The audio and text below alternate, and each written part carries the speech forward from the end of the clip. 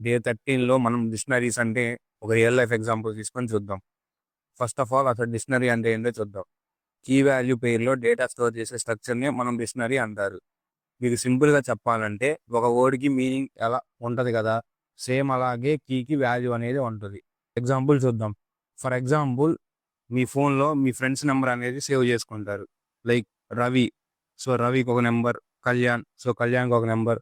Same అలాగే. So, ఇక్కడ రవి, కళ్యాణ్ అనేవి నేమ్స్. ఆ నేమ్స్ అనేవి డిక్షనరీలో కీ.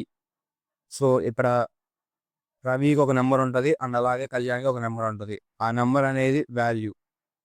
సో, కాంటాక్ట్స్ ఉంటాయి కదా ఫోన్‌లో. ఆ కాంటాక్ట్స్ అనేవి డిక్షనరీ అంటాం. డిక్షనరీ యొక్క సింటాక్స్ చూసుకుంటే డిక్షనరీకి కర్లీ బ్రేసెస్ అనేది యూజ్ చేస్తాం.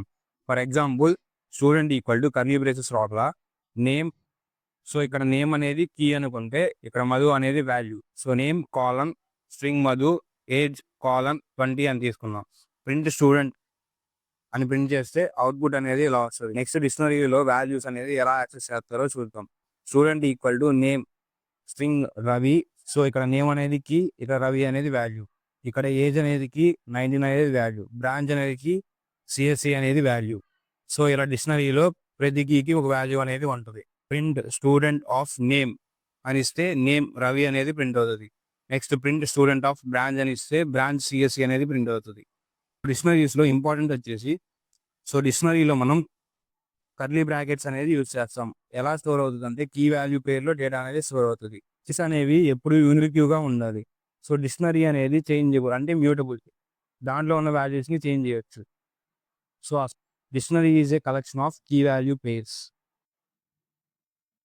సో, ఈరోజు హోంవర్క్ క్వెషన్ వచ్చేసి ఒక డిక్షనరీని క్రియేట్ చేసి ఆ డిక్షనరీలో ఉన్న వాల్యూస్ అనేవి ప్రింట్ చేయండి.